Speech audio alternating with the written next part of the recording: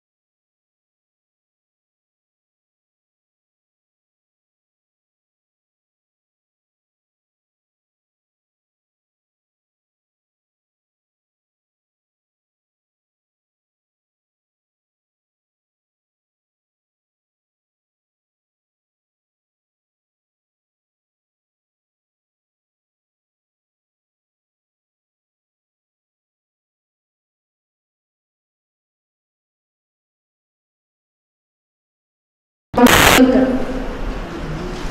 तो ये कुछ बहुत कठिन बात होती, बिल्कुल हो ही नहीं सकती ऐसी बात होती, तो हम कह सकते इसमें हमारा कुछ बस नहीं चलता। परंतु इतने जीवों ने जो प्राप्त किया है वो दुर्लभ कैसे हो सकता है? उसकी रुचि होना थोड़ा हम कहेंगे कि उस तरफ नहीं जाती है जीव की रुचि, वो भले आप दुर्लभ हो, परंतु उसके अगर हम सच में मनुष्य जन्म की दुर्लभता ख्याल में आए तो इस बारे में सोचने से वो बिल्कुल वो प्रयत्नशील रहेगा उसके सोचने में। ये कोई ऐसे प्रश्न आते हैं ना इसका उत्तर भी जरूर हमें मिलता है।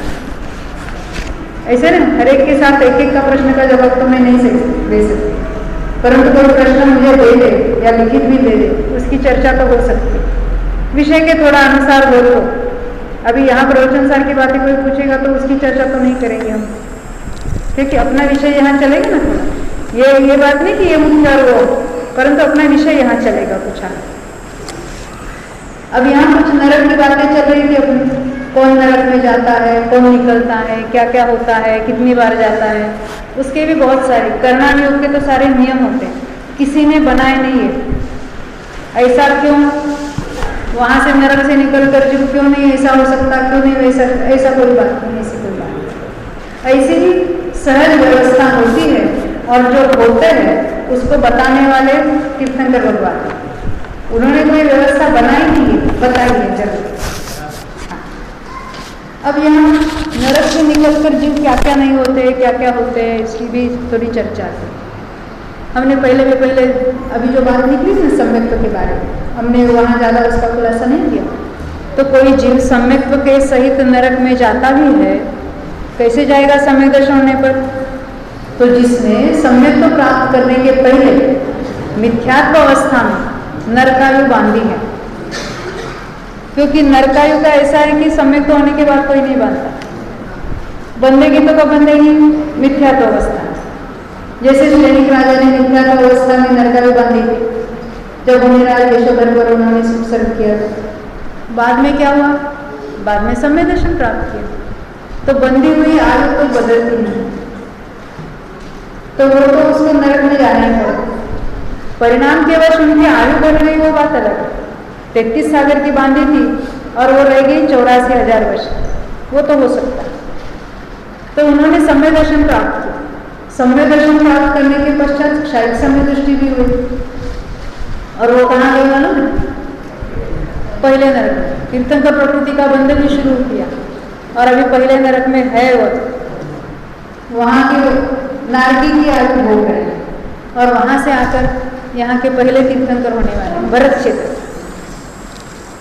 नरक में भी तीर्थंकर प्रकृति बांध रहे और यहाँ आकर तीर्थंकर होने वाले। तो सम्यक दर्शन के सहित कोई जीव नरक में जाएगा तो पहले ही नरक में जाएगा। कोई भी जीव सम्यक्त्व के साथ, यानी उसका सम्यक्त्व भी बना रहे और नरक में भी जाए, तो दूसरे तीसरे आगे के किसी नरक में नहीं जा सकता। एक आप कहेंगे कोई ऐसा सम्यक दृष्टि है कि जिन्होंने तीर्थंकर प्रकृति का बंध किया है, जैसे श्रेणिक राजा ने किया था, पहले नरकायु बांधी हो, बड़ी आयु लंबी बांधी हो, तो क्या होगा उनका? जैसे दूसरे तीसरे नरक के योगी इतनी लंबी आयु बांधी नरक की, तो उन जीवों का क्या होगा? पहले नरक में नहीं जाएंगे क्योंकि आयु बड़ी है। अभी हमने देखा था ना, पहले नरक की उत्कृष्ट आयु आपने कितनी बताई? 1 साल, और उन्होंने आयु बांधी है 4 साल की, तो क्या होगा? तीसरे नरक में जाना पड़ेगा उनको, है ना? तो वहां तो सम्यक्त्व के साथ नहीं जा सकते, तो क्या होगा? तो मिथ्यात्व में जाएंगे। जब मरण काल नजदीक आएगा तो मिथ्यात्व में चले जाएंगे, मिथ्यात्व के साथ मरेंगे, मिथ्यात्व के साथ वहां जाकर उत्पन्न होंगे, और एक छोटे से अंतर मुहूर्त में सम्यक दर्शन प्राप्त करेंगे, तीर्थंकर प्रकृति भी बांधते रहेंगे, और वहां से आकर यहाँ के तीर्थंकर बनेंगे। तीर्थंकर अभी कोई जीव तीसरे नरक तक ऐसे पड़े हैं कि वहां तीर्थंकर प्रकृति का बंधन भी चल रहा है, सम्यक दृष्टि है, फिर दोबारा मिथ्यात्व में कभी नहीं जाएंगे। बस नरक में जाते समय मिथ्यात्व में गए और वहां जाकर सम्यक भी हुए। दूसरे और तीसरे नरक में जाने वाले शायद सम्यक दृष्टि नहीं हो सकते,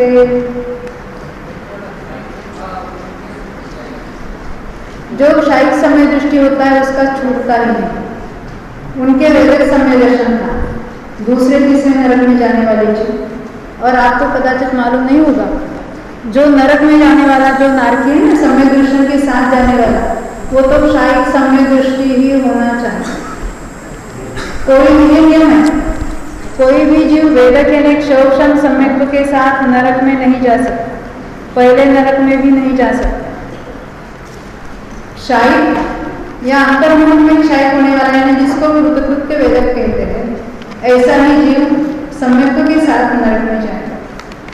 नरक की तो बात ही छोड़ो, हमने बहुत बार देखा है किसी जीव ने पहले तिर्यंचायु बांधी, बाद में सम्य दर्शन हुआ, तो सम्यक्त्व के साथ कहा जाता है तो भोग भूमि का तिर्यंच होता है।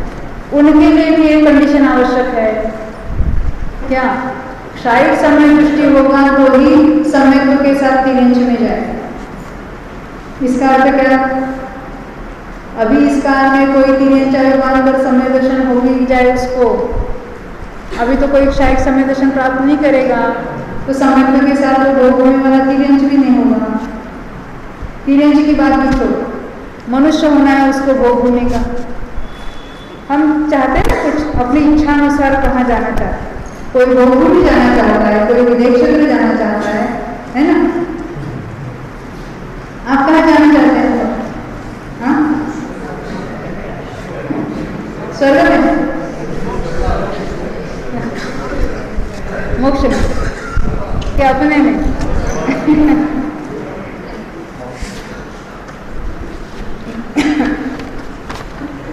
तो मनुष्य भी जो होगा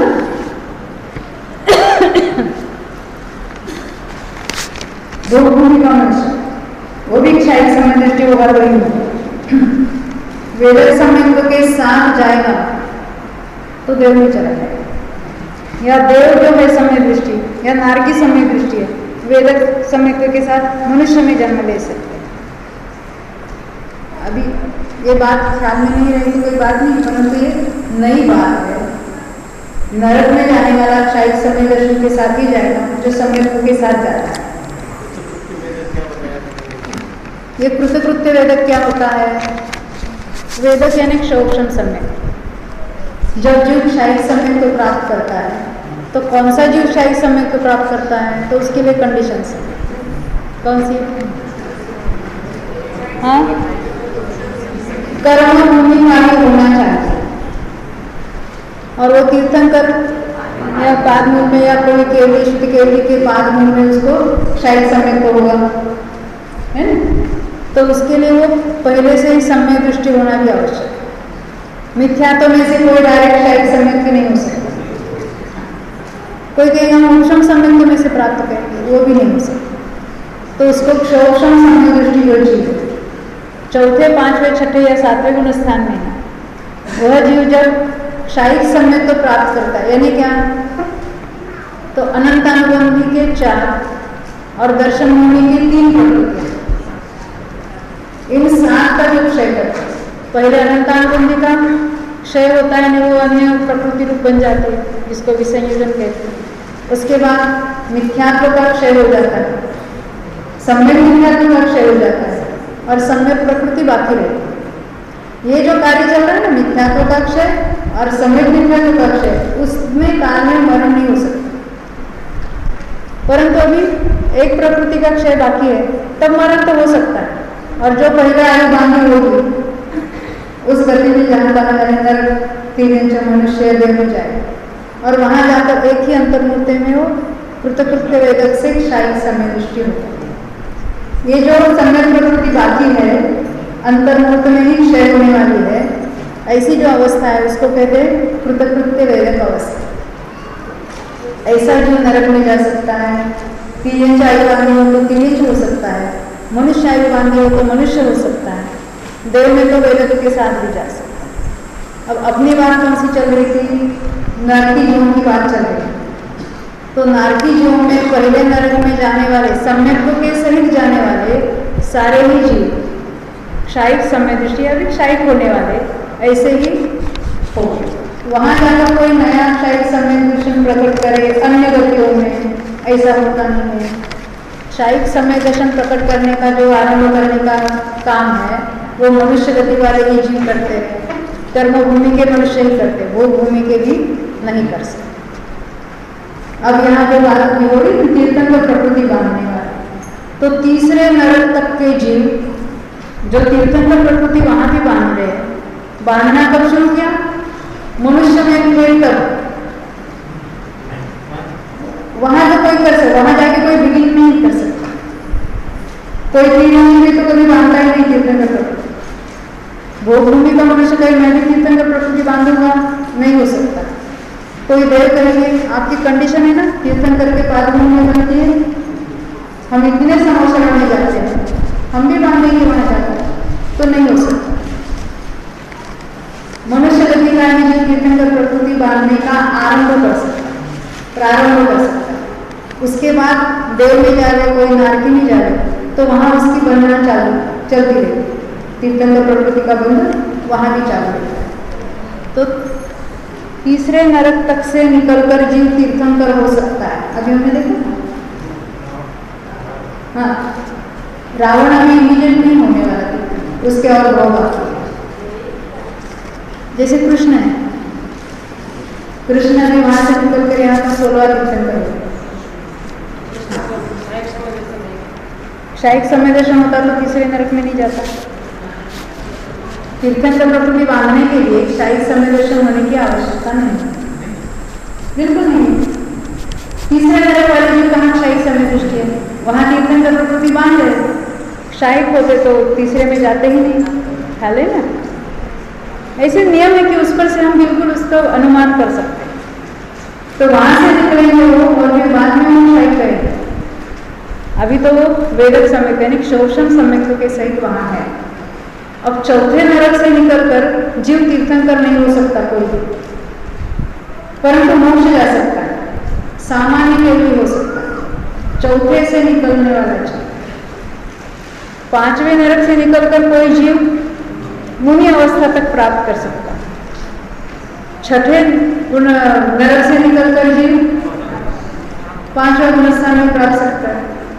7वें नरक से निकलने वाला तो मिथ्या दर्शन में ही निकलता है, अगले भाव में तो वो सम्यक को भी प्राप्त नहीं कर सकता, पूरे भौतिक मिथ्या दृष्टि ही रहता है। ये नियम है। हम उसकी चर्चा करें तो वो अपना विषय रहेगा। तो ऐसा भी होता है कि हमने देखा अभी एक बार नरक में जाकर आया, तो ऐसे लगातार बार बार जावे तो जीव कितनी बार जाएगा नरक में, कौन सा जीव कितनी बार जाएगा।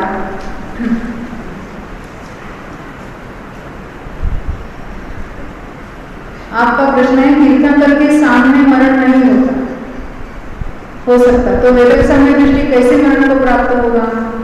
कौन से वेदक समय दृष्टि की बात है? हाँ हाँ, तीर्थंकर प्रकृति बांध रहा है, वो मात्र तीर्थंकर प्रकृति बांधने का जो प्रारंभ है, बिगनिंग है, जो शुरुआत की है, वो तो तीर्थंकर के सामने की है, परंतु वो तीर्थंकर का प्रकृति का बंधन तो चलते रहता है, बांधते रहता है। जब हर समय बांधता है तो तीर्थंकर के सामने बांधने की जरूरत नहीं, उसकी शुरुआत हुई वहां बांधने की, वो बाद में पूरी लाइफ टाइम तक भी बांधता रहे, बाद में बांधता रहे, वो कहीं भी जाकर मरे। जैसे कृष्ण का मरण कहाँ हुआ था? तीर्थंकर के सामने हुआ था, अरण्य में, जंगल में हुआ था ना, ख्याल है ना। और ऐसे संकलेश परिणाम में मरण हुआ तो तीसरे नरक में चला गया। तो तीर्थंकर प्रकृति बांध रहा है, इसलिए कोई उसके मरण में कोई ऐसा सवाल नहीं है। तीर्थंकर के सामने मरे ऐसी कोई बात नहीं है। हाँ, बांधना है तो बांधते समय मरा ऐसी बात नहीं हुआ, वहां बांधना शुरू किया है।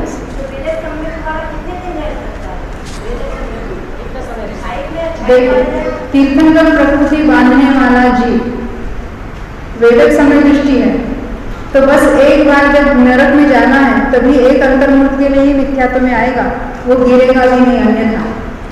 नरक में जितने साधकों की आयु है, समय तो उसका वेदक समय को बना रहे, वहां से यहाँ माता के पेट में आएगा तो उसका वेदक समय को बना रहे। वो फिर दोबारा कभी नहीं गिरेगा। ऐसा नहीं है कि जो जीव तीर्थंकर प्रकृति बांधने वाला है, स्वर्ग में जाने वाला है, वो तो एक भी बार नहीं गिरेगा, उसमें मिथ्यात्व में जाने का सवाल ही नहीं। एकमात्र दूसरे तीसरे नरक में जाने वाला तीर्थंकर प्रकृति अभी बांध रहा है, परंतु नरक की आयु बांधी है, तो वहां जाते समय मिथ्यात्व में जाएगा, मरेगा, वहां जाते ही समय को प्राप्त करेगा, तीर्थंकर प्रकृति भी बांधना शुरू करेगा। अभी हमने देखा ना कहाँ से निकल कर जीव कितना पुरुषार्थ कर सकते हैं, कौन से जीव जाते हैं वो हमने बात देखी। अभी किसी बहन ने प्रश्न पूछा था कौन से अपने यहाँ का पंचम काल का कोई जाएगा कि नहीं नीचे के नरकों में, नहीं जाएगा, क्योंकि वहां सहनन का नियम है। कौन से सहनन वाला कहाँ तक जाता है, तो ये जो सहनन का नियम है उसके कारण अभी पंचम काल में उत्कृष्ट सहनन भी नहीं होता। जैसे देवों में भी ऊपर ग्रहों में वगैरह नहीं जाएगा जी, वैसे भी नीचे के नरकों में छठे सातवें में भी अभी नहीं जाएगा। वैसे अलग अलग करना योग के नियम पाएगा। अब नरक से निकले हुए जीव क्या हो सकते हैं क्या नहीं हो सकते हमने देखा ना।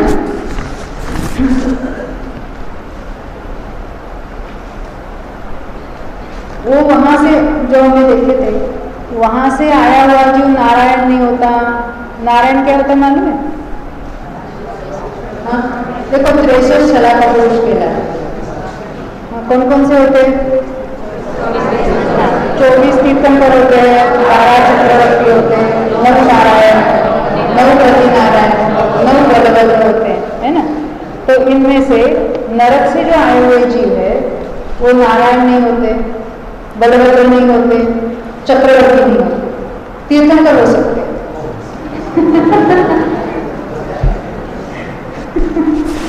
तीसरे नरक तक से निकलकर तीर्थंकर हो सकते हैं। ऐसे कुछ ये जो नियम है, तो ये करना नहीं तो भरा पड़ा ऐसे नियम से। तो आप कहेंगे एक बार नरक से न आया है जीव तो दोबारा अधिक से अधिक कितने बार जाएगा? हम जहाँ जाके आते हैं अच्छा लगता है तो बार बार जाते हैं, है ना। तो नरक में कितनी बार जाएगा? तो असल में पृथ्वी तक जाते हैं, पहले नरक तक, पहले नरक में जाते हैं, उसके नीचे जा नहीं सकता। तो वो लगातार करते हैं। न एक बार नरक में गया, वहां से निकलकर असंगी तो हो नहीं सकता। नरक से मरकर जीव असंगी में जन्म नहीं ले सकता। क्या होगा? संगी ही होगा, पंचेंद्रिय ही होगा, गर्भज ही होगा। अभी बहन ने पूछा था, हाँ ये गर्भज क्या होता है और सम्मूर्छन क्या होता है? सम्मूर्छन में माता पिता के बिना ऐसे ही वातावरण में से उद्गत परमाणुओं का ग्रहण करके जो उसकी रचना होती है उसको कहते हैं सम्मूर्छन। पंचेंद्रिय भी सम्मूर्छन हो सकते हैं। ये सारे जो मगरमच्छ पड़े हुए रहते वो मत्स्य भी सम्मूर्छन जो कहलाते हैं, वो सम्मूर्छन होते हैं। हाँ समय तो प्राप्त करते एक अंतर होते हैं, पंचम गुण स्थान करते हो। गुरुदेव के प्रवचन में कितने बार सुना होगा, असंख्या मगरमच्छ वहां समय दृष्टि स्वयं ब्रह्म समुद्र, और कितने बड़े बड़े अवदान वाले कितनी समय दृष्टि। तो ये जो नरक से निकला हुआ जीव संगी पंचेंद्रिय होगा। गर्भ में वो माता पिता के निमित्त से निर्माण होते हैं, गर्भ में आते उसको गर्भज कहते हैं, गर्भ जन्म वाला जिसको कहते हैं। तो नरक से निकलकर संगी पंचेंद्रिय हो गए, मनुष्य हो गए या तिर्यंश हो गए, बरोबर। 7वें से निकलने वाला ही अकेला तिर्यंश होता है। 6ठे तक के मनुष्य में भी जन्म ले सकते हैं, तिर्यंश में भी जन्म ले सकते हैं। जो समय दृष्टि होंगे वो तो मनुष्य में ही जन्मेंगे। मिथ्या दृष्टि के लिए ऑप्शन है मनुष्य और तिर्यंश। तो संगी पंचेंद्रिय में जन्मते हैं। तो कोई असंगी पंचेंद्रिय नरक में गया, वहां से निकलकर वो संगी पंचेंद्रिय हुआ, फिर असंगी में गया, फिर नरक में गया, एक बार। उसके लिए एक बीच में संगी का जन्म लेना पड़ेगा। फिर नरक से निकला, फिर संगी होकर असंगी हुआ, फिर पहले नरक में गया, दूसरी बार। ऐसे 7 बार हो सकता है, अधिक से अधिक। ये लगातार की बात है, यानी बीच में वो एक संगी का वो होता है। अभी दूसरे नरक में जाने वाले जो सरीसृप वगैरह वहां तक जाते हैं, उसके नीचे नहीं जाते। सरीसृप पहले वो तो इसको रेप्टाइल्स कहते हैं। वो नहीं, पहली वाला वो 8 बार तक जाता है, 8 बार। पहले वाले जो हमने बात की असंग की 8 बार, और दूसरी में जाने वाले कोई जो 7 बार जा लगातार वहां से निकले वो तो संगी में ही जन्मते हैं, और वहां जन्म लिया फिर दोबारा गए, फिर जन्म लिया फिर दोबारा गए, ऐसे वे 7 बार वहां जन्म ले सकते दूसरे नरक। संगी ही होते, नरक से निकलकर तो संगी ही होते। एक इंद्रिय जैसे देव में से मरकर तो कोई एक इंद्रिय में जा सकता, भौतिक में से सौर निशान में से जीव मरकर एक इंद्रिय में जा सकता है, नरक में से कोई एक इंद्रिय में नहीं जाता।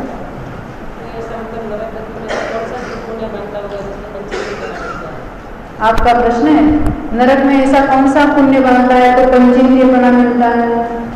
मैं कहूंगी कि निगोज जीव कौन सा पुण्य बनता है कि तो मनुष्य में हो तो उसी में मोक्ष तक चला जा सकता है। हम तो पुण्य को क्रियाओं में ही ढूंढते हैं, है ना, ख्याल है ना, वो परिणाम की बात है ना। भले उनकी कृष्ण लेशा हो या बीच वालों की नील हो या ऊपर के नरकों में कपोत लेशा हो, उस लेशा में भी उनके परिणामों में जो कुछ मंदता आती है उसके फलस्वरूप हो जाते हैं। वहां सम्यक को भी प्राप्त कर सकते तो अन्य की क्या बात है ना? ऐसे नियम होते, वहां से निकलकर तो संगी पंचेंद्रिय ही जीव होते। लेशा अपने अपने नरक के अलग, पहले नरक में कपोत लेशा होती है, नीचे नीचे बीच वालों की नील होती है, और सबसे नीचे कृष्ण लेशा होती है। तीसरे नरक तक के तो 6 बार जा सकता है। आप भाव लेशा की बात कर रही है, द्रव्य लेशा की? आपका प्रश्न है भाव लेशा की बात करते हैं द्रव्य लेशा की? ये भाव लेशा की बात है। द्रव्य लेशा सभी नारकियों की कृष्ण ही होती है, पहले से सातवें तक। देवों में अलग अलग लेशा होती है, द्रव्य की भाव की समान, वहां भी शुभ होता है।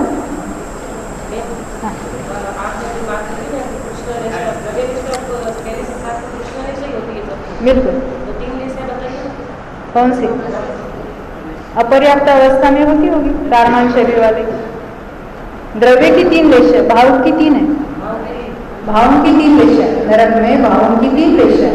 कपोत ऊपर के नरकों के कपोत होती है, पहले दूसरे वगैरह, बीच वालों के नील लेशा और नीचे कृष्ण लेशा, ये भाव लेशा।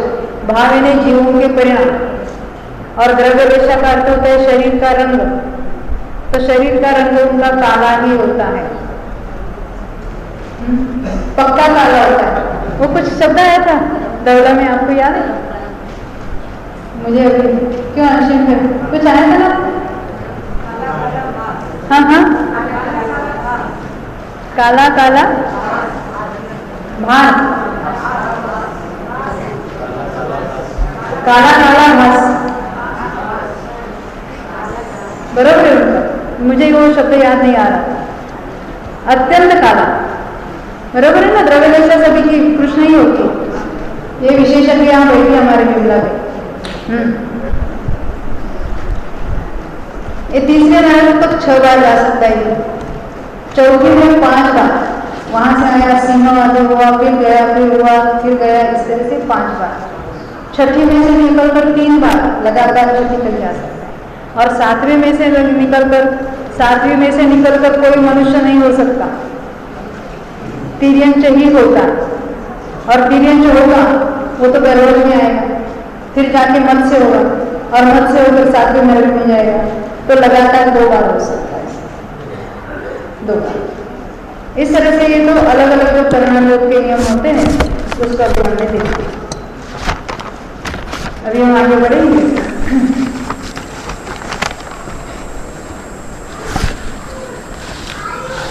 ये श्रेणीबद्ध और उसकी जो बात हमने वो बहुत विस्तार से देखी नरकों के विरोध। बहुतों ने प्रश्न पूछा है आपने गोल क्यों लिखा है, ऐसे गोल क्यों डाला? एक राजू तो चौकर होती है ना। ये तो कोई बात नहीं है इसमें।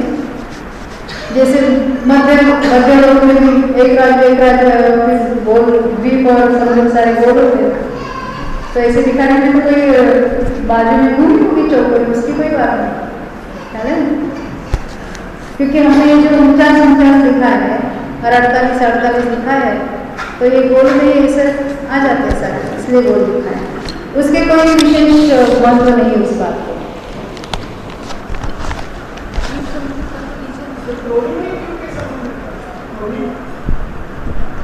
क्या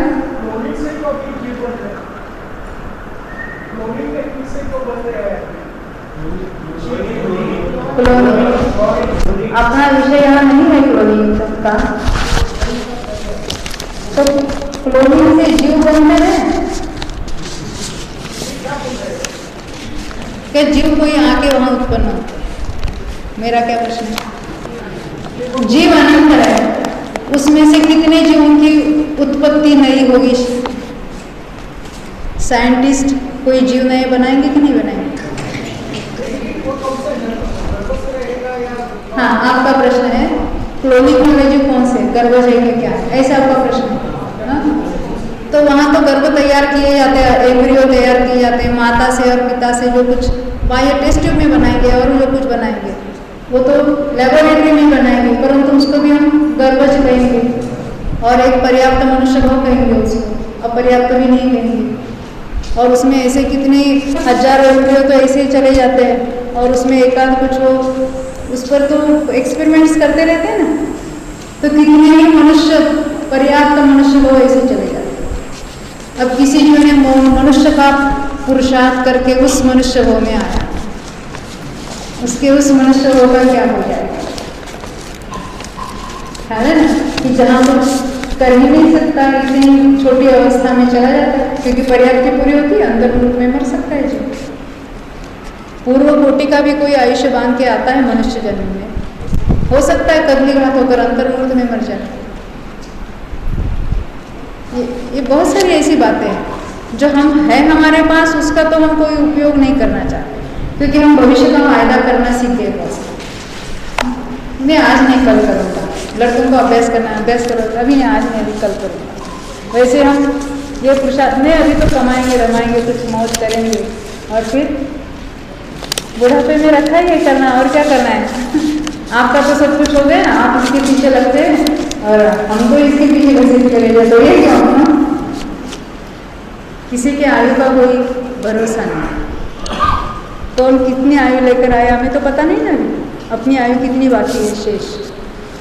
तो जो कुछ करना है, जो कुछ अपना निर्णय करना है, तो इसी अल्पकाल में ही करना है। देखो अभी हम नरक के बारे में कुछ और भी बातें, आपको कोई प्रश्न है तो पूछ लेना, तो हम आगे बढ़ेंगे। हाँ,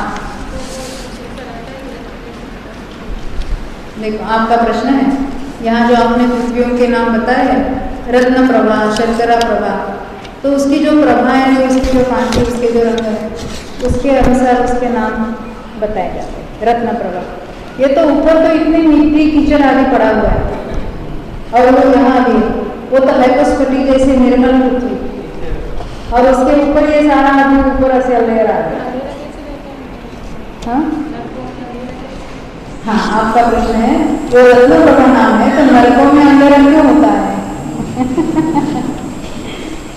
तो ये ऊपर के जो 16 जो हमने देखे ना खर धातु, वहाँ ये रत्न आदि रत्नों की होती है सारी, उसके भी नाम है, 16 अलग अलग नाम है वहाँ।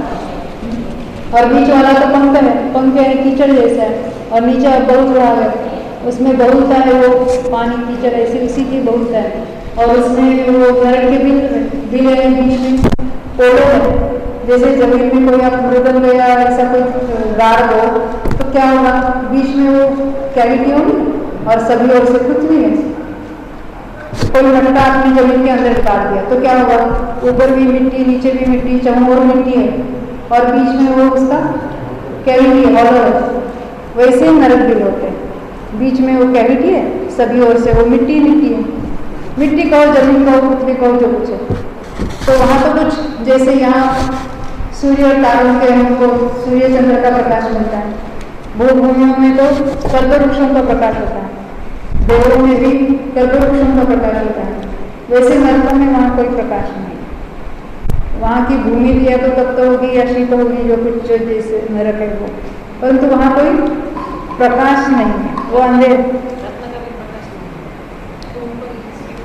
अब यथा योग्य जो कुछ वहाँ होता होगा, अंधेरा जैसा या अंधक जैसा, वैसा नहीं। रत्न ये ऊपर के खरभाग में तो होते हैं, 16 पृथ्वियों में होते हैं। ये पृथ्वी के ऊपर है, हम जिस पर चल रहे हैं, बैठ रहे हैं, जिस पर रह रहे हैं, वो तो पृथ्वी का ऊपरी भाग है, जिसको हम मध्य लोक का, ये पृथ्वी पर है, पृथ्वी के ऊपर है, और ये पृथ्वी के अंदर है। जैसे चूहे के बिल अंदर बनाते हैं ना, जमीन के अंदर बनाते हैं, वैसे नरक के बिल जमीन के अंदर है।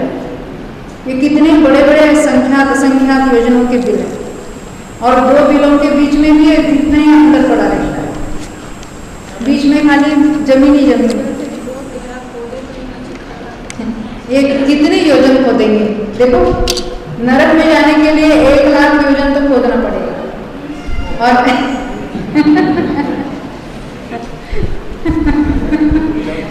पुरुषार्थ करने से जाने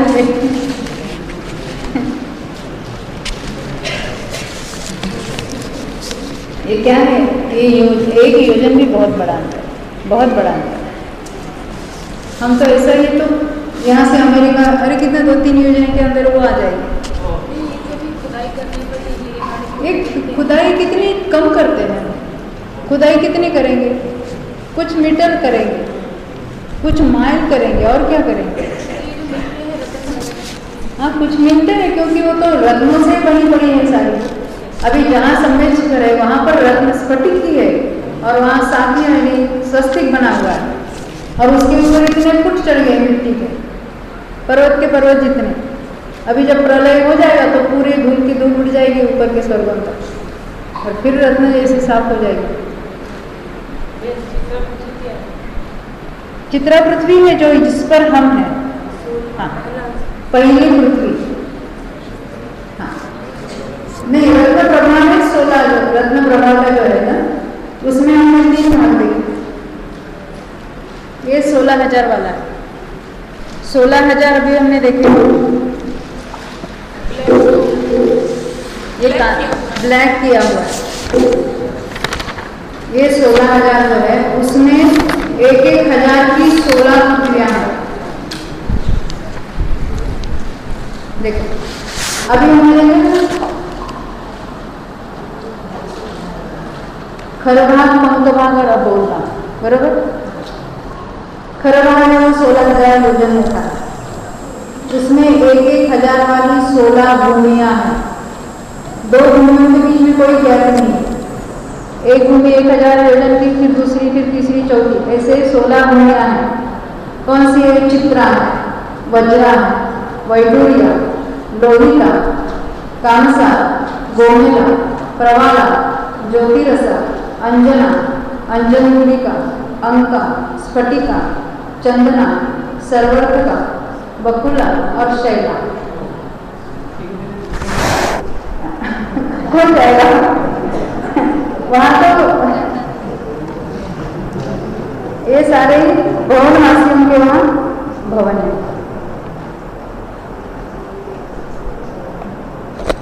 अब वो भवनवासियों की बात हम बाद में करेंगे, उनके भवन कैसे है, क्या है।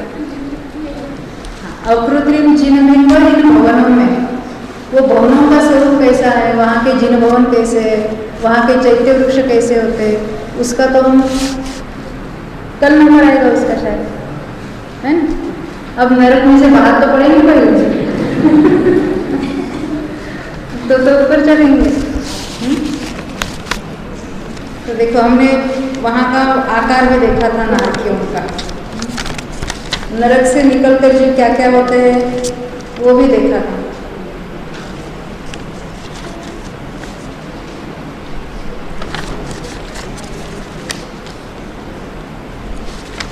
उनकी हाइट कितनी होती है वो जरा हम देखेंगे। नारकी जीवों के हैं जैसे पहले पटल वाले, पहले नरक के पहले पटल वाले, वो छोटी होगी हाइट, और नीचे नीचे नीचे चले जाएंगे तो हाइट बढ़ेगी। तो पहले नरक के पहले पटल में कितने होते हैं? 3 हाथ होती है, वो डबल डबल होती है, प्रति पटल डबल होती है, प्रति नरक डबल नहीं होती, प्रति पटल डबल होती है।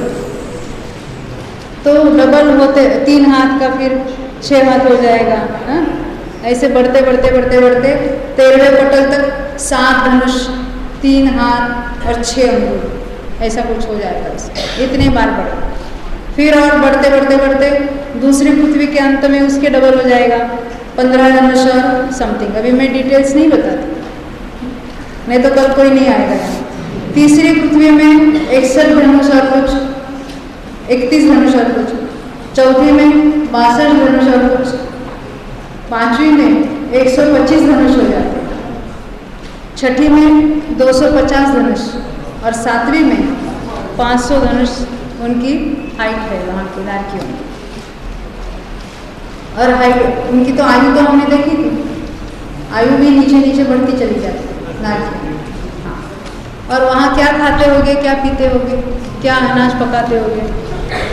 तो भूख तो इतनी है, वो चढ़ाने में आते ना, क्या आता है ना, 3 लोग जो नाच जो खाए मीठे ना। हाँ, तो भी क्या होता है, कुछ नहीं मिलता। तो वहाँ की कोई जो दुर्गंध में मिट्टी ही खा लेते, जिस मिट्टी की खाली गंध से यहाँ के कितने ही योजनाओं के जीव मर जावे, ऐसी तो वहाँ दुर्गंध में आती, दुर्गंध में मिट्टी होती। तो वहाँ खाते हैं, उसको प्रयत्न करते हैं, परंतु भूख तो मिट्टी नहीं है, क्योंकि पूरा 3 लोग का अनाज खा जाए तो भी इतनी भूख और प्यास लगती है। हाँ? आप कहते हैं आँख है, अंधेरा है तो दिखता कैसा है? जैसे यहाँ कैसे घूबड़ और ये कैसे देख लेते हैं। हाँ? ये बिल्ली रात के अंधेरे में कैसे देखती है, बाघ सिंह कैसे देखते हैं? तो जो अंधेरे में पैदा होते तो अंधेरे में देख भी सकते होंगे।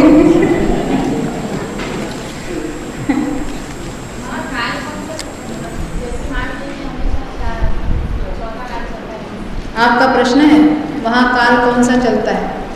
जैसे महाविद्या में उनका प्रश्न है, जैसे महाविद्या में हमेशा चौथा काल है, वैसे नरकों में हमेशा छठा काल है। देवों में जैसे कहते हैं हमेशा पहला काल है, और यहाँ भरत भूमि में 6 काल है। भोग भूमि में कहीं पहला काल है, कहीं दूसरा है, कहीं तीसरा है। उसमें भी उत्तम भोग भूमि, मध्यम और जघन्य होती है ना, उसमें 3 प्रकार की भोग भूमियाँ होती। तो वहाँ पहला, दूसरा, तीसरा काल है हमेशा। कोई भोग भूमियाँ फिक्स रहती, और भरत क्षेत्र ऐसा कि यहाँ पहले 3 काल तो भोग भूमि थे, और यहीं पर कर्म भूमि शुरू हो जाती, चौथा काल, और फिर यहीं पर 5वां काल, छठा काल, और फिर उल्टा चक्र। काल चक्र ऐसे चलता रहता है, अवसर्पिणी उत्सर्पिणी, अवसर्पिणी उत्सर्पिणी। कितनी बड़ी होती है मालूम है? 20 कोड़ा कोड़ी सागर। ये क्या होता है? अवसर्पिणी यानी घटता, उत्सर्पिणी यानी बढ़ता। वो कितना होता है? तो पहला सब मिलकर 6 काल मिलकर 10 कोड़ा कोड़ी सागर, और फिर उल्टा भी 10 कोड़ा कोड़ी, तो 20 कोड़ा कोड़ी सागर हो गया। तो पहला कितना होता है? 4 कोड़ा कोड़ी सागर का पहला काल, 3 कोड़ा कोड़ी सागर का दूसरा काल, 2 कोड़ा कोड़ी सागर का तीसरा काल। कितने हुए? 4, 3, 7, 2, 9। 1 कोड़ा कोड़ी में चौथा, 5वां और छठा काल, उसमें 5वां और छठा 21 हजार वर्ष, वो दोनों मिलकर 42,000 वर्ष कम कर दो 1 कोड़ा कोड़ी सागर में, उतना चौथा काल। तो फिर 5वां 21, छठा 21, फिर उल्टा 21, फिर बचा हुआ वो 1 कोड़ा कोड़ी का, और फिर 2, 3 और 4। अभी मेरा ऐसा प्रश्न है, कोई उत्सर्पिणी का अंतिम तीर्थंकर हो गए कि किसके? उत्सर्पिणी काल के अंतिम तीर्थंकर, और फिर अवसर्पिणी का पहला, जैसे हमारे आदिनाथ भगवान। तो कितने काल के बाद यहाँ तीर्थंकर हुए? हाँ, 18 कोड़ा कोड़ी सागर के बाद। 18 कोड़ा कोड़ी सागर तक यहाँ भोजभूमि थी और उसके पश्चात आदिनाथ भगवान हुए। ख्याल है?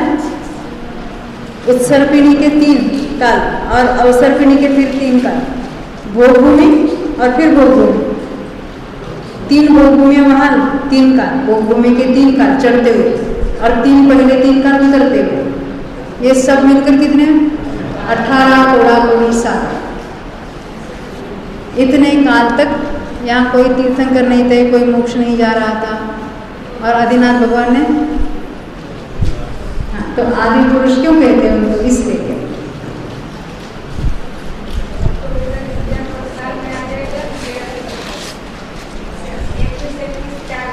21-21 4 बार 84,000 वर्ष, जो अभी हमने देखा है कि श्रेणिक राजा ने इतनी आयु वहाँ नारकी की बांधी है, तो उतना काल वहाँ पूर्ण करके आप कहेंगे बराबर फिट हो गया। हाँ ये सारे ही बराबर फिट ही होते हैं। हम सोच समझकर कुछ बांध नहीं सकते, कुछ कम नहीं कर सकते। जो जहाँ पैदा होने वाला है उतनी ही उसकी वो बहू भी उतने हो जाएगी। मान लेते हैं हमारे 10 बहू बाकी है मोक्ष के लिए, हाँ? तो 10 बहू हो गए, कदम बहू हो गए कि 8 बहू हो गए, हाँ उतने ही हो गए। तो सबकी जो कुछ मर्यादा है वो भी उतनी होगी कि कम ज़्यादा होगी। और हमने किसी अमेरिकी के डॉक्टर से ऑपरेशन करवाया तो बढ़ सकती कि ना? क्यों मतलब पक्का बढ़ेगा? नहीं बढ़ेगा क्योंकि हमारी तो कोशिश उसी में, हमारा सारा तो पुरुषार्थ हम इसमें लगाते हैं। ये सारा कारावास है, कहीं टूट नहीं जाए। बंधन जो है आयु कर्म से बंधेगा, जो कुछ चलता है उसमें निमित्तपना बनता है, परंतु हमारी कोशिश क्या है? शरीर बनाए, कहीं मर ना जाओ बीच में, क्या है ना? कोई मेरा कोई एक भोग कम ना हो जाए। क्यों? हम डरते हैं ना, हमारा कोई एक भोग कम नहीं हो जाएगा, मोक्ष जल्दी जाना पड़ेगा, ये संसार की मजाक कौन उठेगा?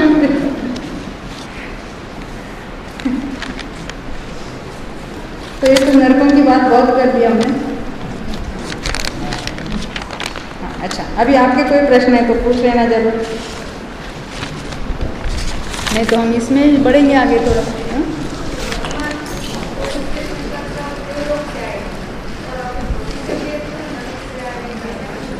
आपका प्रश्न है वर्तमान में तो सारे स्वर्ग से आए तीर्थंकर और भविष्य क्यों नरक से आ रहे हैं?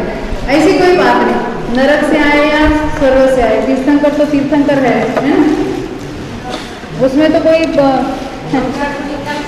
ये ऐसे कोई बात नहीं उसमें। स्वर्ग से आए तो बड़े तीर्थंकर, नरक से आए तो कुछ छोटे हो जाएंगे, ऐसी कोई बात नहीं है।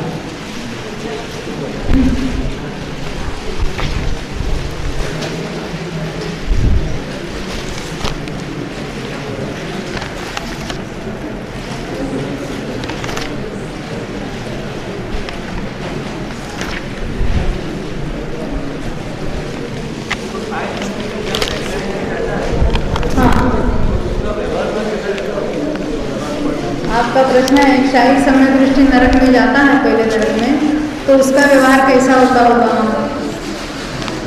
तो उसका व्यवहार कैसा होता है? हमने यहाँ भी हम समय दृष्टि देखते हैं, तो समय दृष्टि का व्यवहार कैसा होता है?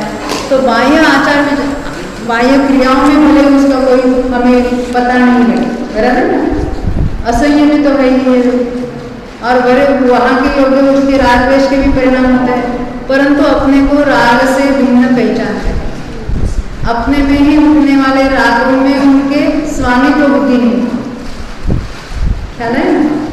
भले क्रोध भी होता है, वहां क्रोध की बहुलता है। बाहर के व्यवहार से कोई किसी की पहचान नहीं कर सकता, और हम ढूंढते हैं भी, वो भी बाहर के व्यवहार में ही ढूंढते हैं, ख्याल है? क्योंकि अपनी दृष्टि कहाँ पड़ती है? बाह्य में कैसा बिहेव करता है, क्या व्यवहार होता होगा, तो ये ऐसा क्यों करता है, क्यों करता है, क्यों, क्या, ये नहीं उसमें करने करने की बुद्धि अपनी पड़ी। इस अभिप्राय के हिसाब से व्यवहार नहीं बदलता,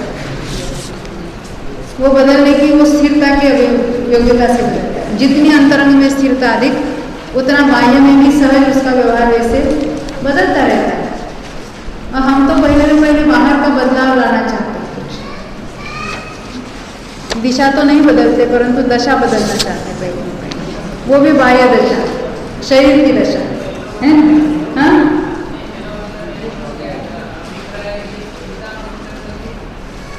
अभिप्राय स्थिरता में सूचक नहीं।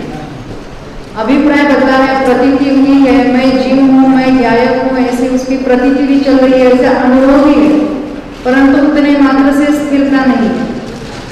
थोड़ी स्थिरता है जिसके कारण वो तो समय दृष्टि हुआ है, परंतु जिसको मुनियों की स्थिरता कहते हैं ऐसी उसकी स्थिरता नहीं है।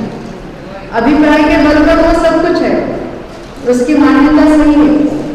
राग उठने वाले राग का स्वामी भी नहीं है, ख्याल है, परंतु मुनिराज की इतनी स्थिरता होती कि उनके वैसे राग ही उत्पन्न नहीं।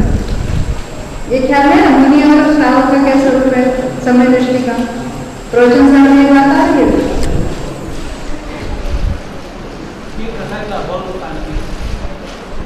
हाँ, अनंतानुभूति का अभाव, उतनी शांति भी नहीं, और ऐसे उनका अपनी प्रतीति भी बनी रहती है। अभी वहाँ के जीव तो अभिज्ञानी है सारे। नारकी, आपका कहना है कि नारकी सारे को अवधि वाले, क्या ये बात सही है? सम्यक दृष्टि नारकी कहेंगे हम सुअवधि, असंख्यात है, और बाकी जो मिथ्या दृष्टि है या सासालन वाले तो उनको हम क्या कहेंगे? को अवधि वाले। तो नारकियों का जो अभिज्ञान है उसको कहते हैं भव प्रत्यय अभिज्ञान। देवों के और नारकियों के उस भव में तो अवधि ज्ञान होता ही है, इसको कहते हैं भव प्रत्यय अवधि।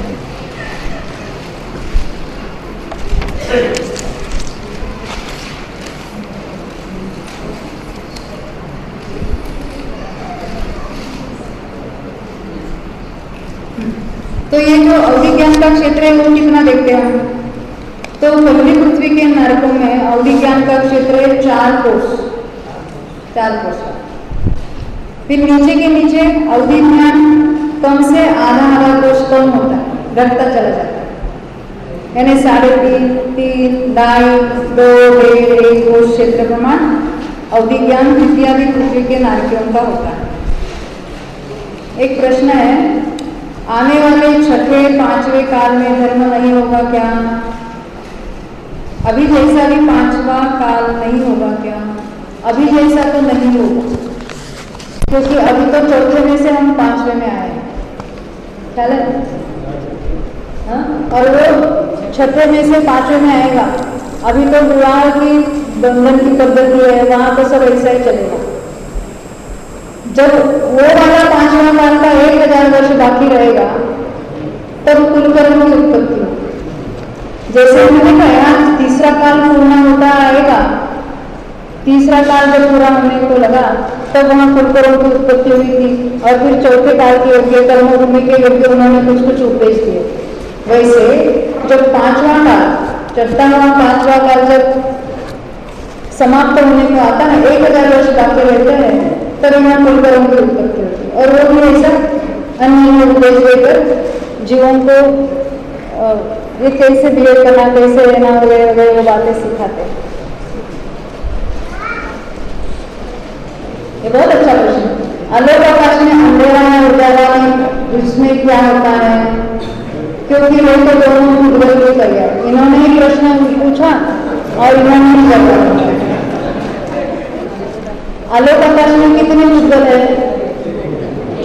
हाँ, एक भी नहीं है।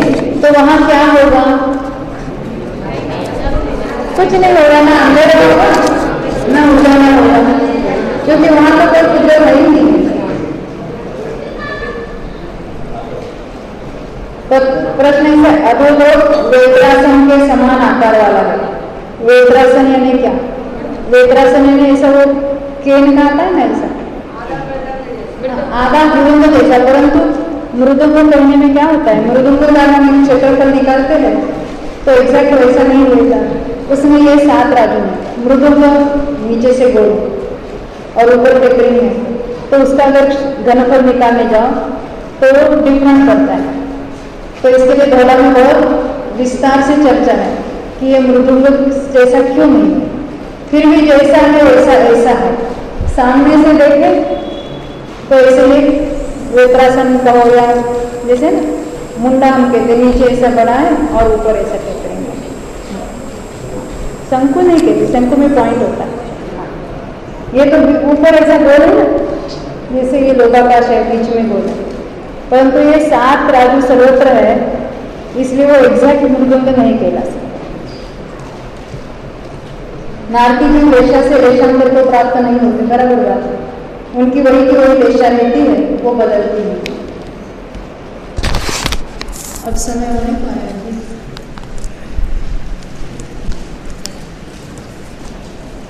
अब हम बाकी चर्चा जो है वो कल सुबह में करेंगे, अभी तो नहीं बोलते हैं। बोलो भगवान सुबाहु की जय।